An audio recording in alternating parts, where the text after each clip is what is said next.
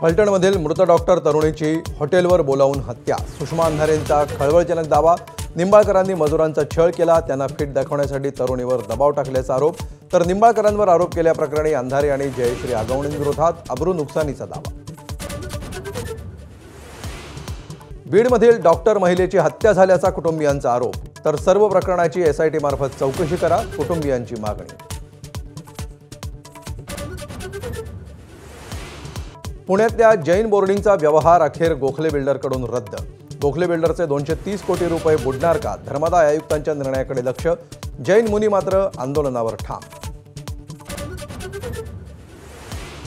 केवळ पैशांसाठी प्रवीण महाजननं केली प्रमोद महाजनांची हत्या। प्रकाश महाजनांचा 19 वर्षांनंतर खळबळजनक आरोप। तर हत्येमागे कौटुंबिक मानापमान। लवकरच खुलासा करणार सारंगी महाजनांचं उत्तर। प्रमोदजी घर सांभाळू शकले नाहीत, त्यांनी देश कसा सांभाळला असता?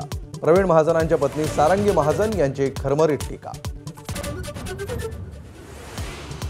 आता राज्यात ट्रिपल इंजिन सरकार हवं। पालिका निवडणुकीच्या पार्श्वभूमीवर मुंबईत अमित शहांचं वक्तव्य। तर निर्धार मेळाव्यातून उद्धव ठाकरेंकडून अमित शहांचा अॅनाकोंडा असा उल्लेख। बोगस मतदानावरून आदित्य ठाकरेंचा राहुल गांधी पॅटर्न। वरळीतील मतदार यादी घोटाळ्याचं निर्धार मेळाव्यात केलं प्रेझेंटेशन। 19,000 नावं संशयाच्या भोवऱ्यात असल्याचा आरोप। राजस्थान, मध्य प्रदेश, उत्तर प्रदेश आणि पश्चिम बंगालसह 12 राज्यात होणार एसआयआर। आज रात्रीपासून फ्रीज होणार मतदार याद्या।